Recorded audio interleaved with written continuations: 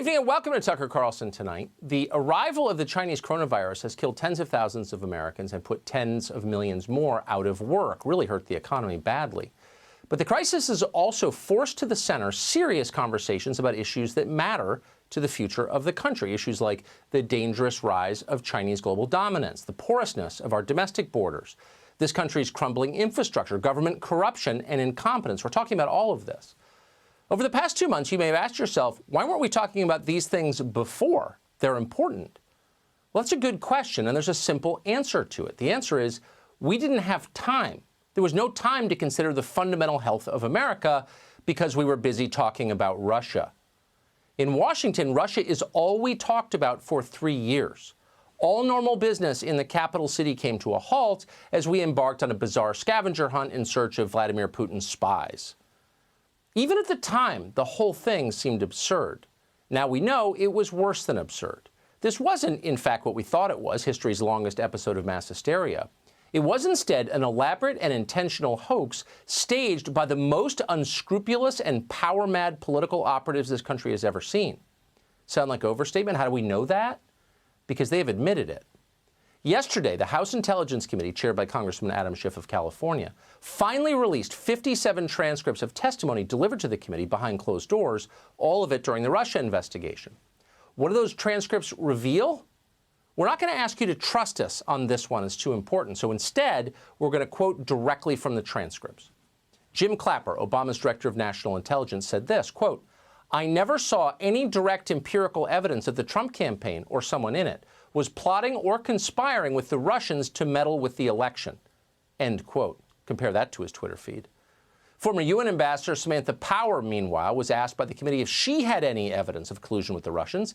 She replied this way, quote, "I am not in possession of anything. I'm not in possession and didn't read or absorb information that came out of the intelligence community." End quote. National Security Advisor Susan Rice said this, quote, "I don't recall intelligence that I would consider evidence." Amazing. And here's former Attorney General Loretta Lynch. Lynch was asked if she saw evidence of Russian collusion, and she replied this way, quote, "I do not recall that being briefed up to me." Notice Lynch's word choice here, "I do not recall." For 3 years, our entire political system, every television show, every newspaper, all media outlets revolved around the hunt for Russian spies. We were told again and again, in order to justify this, that collusion was the greatest crime ever committed in American history. It was a crime against the state. It undermined our democracy. Yet the Attorney General of the United States, a close friend of the President, Barack Obama's, claims she, quote, "does not recall if she ever received any evidence that any of it was true." If she'd been Roger Stone when she said that, she would have been charged with perjury on the spot. We'd be watching her sentencing right now. But she's not Roger Stone. And of course, Lynch probably thought the transcript of those remarks would never be made public. That was clearly Evelyn Farkas's assumption. Farkas is a former Defense Department official from the Obama administration. She became a fixture, you may remember, on cable television as news outlets scrambled for puppets with legitimate-sounding resumes to push the Russia collusion narrative. Dumb people who would say anything. And in those categories, Farkas delivered in spades. Here she was in March of 2017. I was urging my former colleagues and frankly speaking, the people on the Hill, it was more actually aimed at telling the Hill people, get as much information as you can, get as much intelligence as you can before President Obama leaves the administration, because I had a fear that somehow that information would disappear with the senior people who left. So it would be hidden away in the bureaucracy, that the Trump folks, if they found out how we knew what we knew about the Trump staff's dealing with Russians, that they would try to compromise those sources and methods, meaning we would no longer have access to that intelligence. So I became very worried because not enough was coming out into the open, and I knew that there was more. We have very good intelligence on Russia. Yeah. That's why you have the leaking. Exactly. People are worried. We have very good intelligence on Russia, quote, said Dr. Evelyn Farkas. She can't take your appendix out, by the way. She's not that kind of doctor. We knew what we knew. But she didn't know anything. Farkas was lying as purely as a liar can lie. Once under oath behind closed doors, Farkas admitted that. Quote, "I didn't know anything," she said. It was all lies, literally all of it, even the core claims about hacking that formed the basis of the entire story and the investigation that followed. In 2016, during the campaign, someone stole information from the DNC's email server. It wound up online and embarrassed Hillary Clinton. Democrats quickly blamed that theft on Russian agents and therefore Donald Trump, who, needless to say, was their pawn. In fact, there was never real evidence that that actually happened. The DNC, you'll remember, never allowed federal investigators to inspect their email servers. That's odd behavior for people who claim to be the victims of foreign espionage. Instead, the party's servers were inspected by a third-party company called CrowdStrike. All of this coming back to you? Well, at the time, Adam Schiff's committee interviewed the CEO of CrowdStrike, Sean Henry. Schiff questioned Henry directly, personally. He asked if Henry knew when the Russians had stolen the data. Henry's reply, which we're seeing for the first time, is this, quote, "As it relates to the DNC, we have indicators that data was exfiltrated. We did not have concrete evidence." We did not have concrete evidence. Later, Henry admitted he had only, quote, "circumstantial evidence that the Russians were involved at all." Adam Schiff heard those words directly. He heard them from the one person who would know for certain. Schiff knew there was nothing substantial at the core of the Russian collusion story. At the very center, it was hollow. It was a sham. Schiff never even suggested this in public. Instead, he did the opposite. He spent years on television telling you it was totally real. Shut up. So there's clear evidence on the issue of collusion, and this adds to that body of evidence. There's ample evidence of collusion in plain sight, and that is true. Have Democrats found any evidence of collusion? Yes, we have. You can see evidence in plain sight on the issue of collusion, pretty compelling evidence. And there is significant evidence of collusion. There is ample evidence, and indeed there is, of collusion of people in the Trump campaign with the Russians. I think there's plenty of evidence of collusion or conspiracy. All of this is evidence of collusion. There is significant evidence of collusion between the campaign and Russia.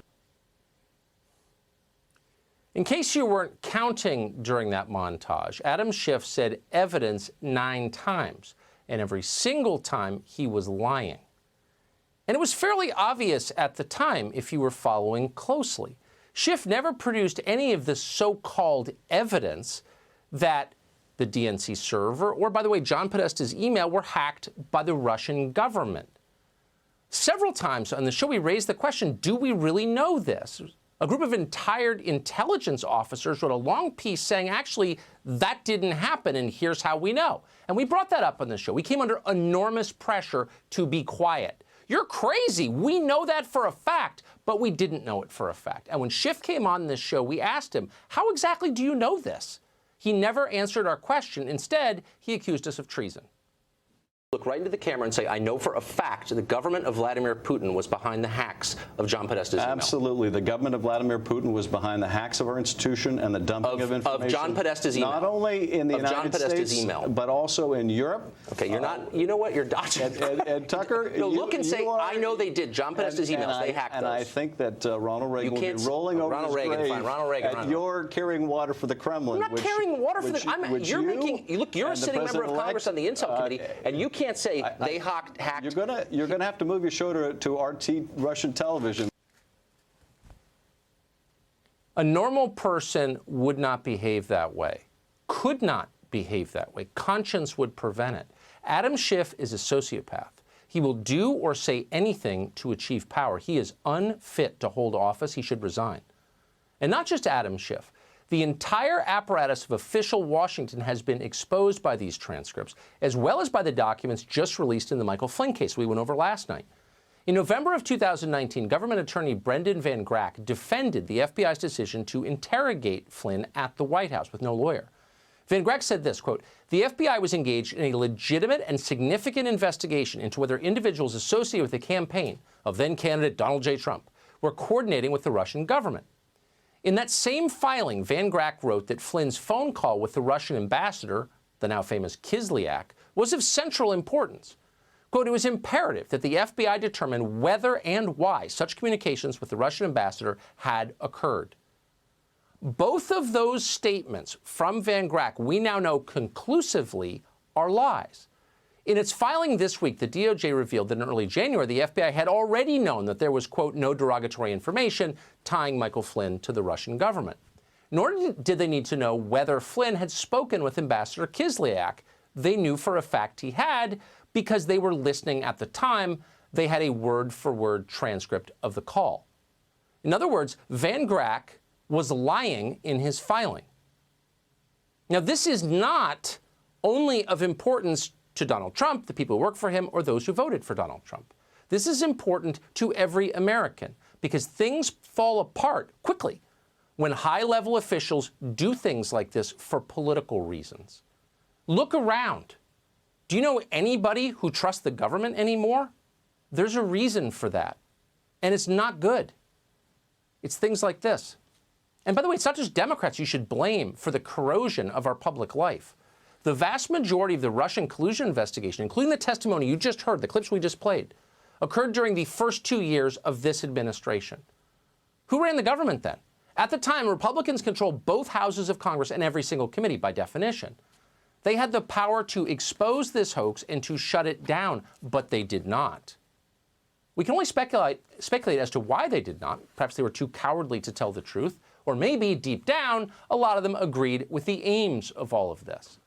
Either way, it'll be very interesting, and we're going to sit back and enjoy it, as Lindsey Graham and Mitch McConnell and Richard Burr and so many of the other useless Senate Republicans, the total phonies who tell you they're representing you but don't, explain why they didn't really do anything to stop the derailment of America while it was in progress.